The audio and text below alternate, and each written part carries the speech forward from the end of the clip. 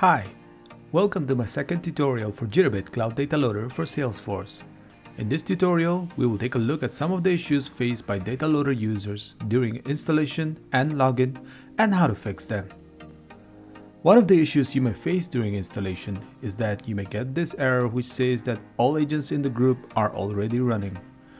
This issue happens if there are more than one DataLoader applications installed in different systems, since DataLoader can only be used in a single machine, which is usually a remote server. To fix this issue, you need to log into your DataLoader management console using a web browser, and on the top left corner, click the orange hamburger menu and go to Management Console, Agents and Agents. Here, you will see the list of DataLoader agents, and if it shows as running, you will need to stop this agent.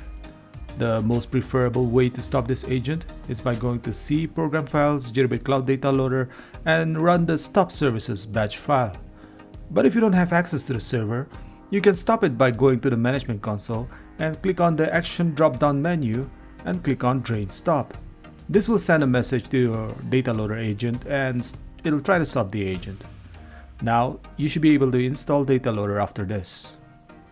Another error you may face is invalid credentials specified. For this, the obvious one will be to make sure that you have typed in the correct username and password. One way to confirm this is to go to login.jitterbit.com and try to log in using the same username and password.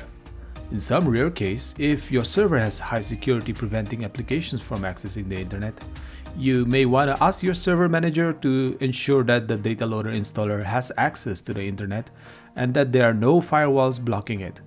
If all else fails, you may want to try to reset your password by clicking on the Forgot My Password button by going to login.jitterbit.com.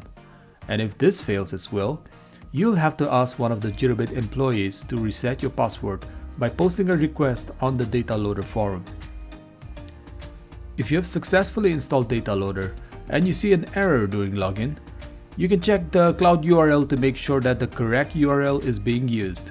To see this section, when you are prompted to enter your username, press Ctrl-Shift-U on Windows or Command-Shift-U in Mac, and you will see a pop-up where you can change the URL. Depending on the region where your account is registered, you may have to change it if it is not automatically detected correctly.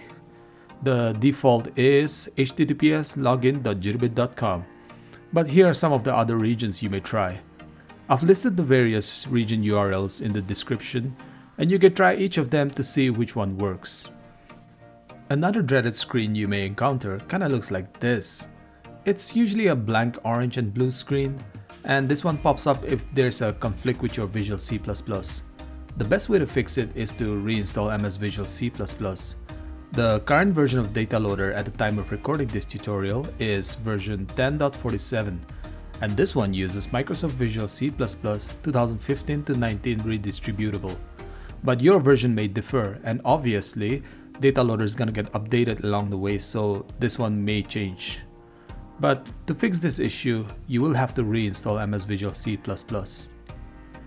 These are some of the most common errors you may face during installation and login.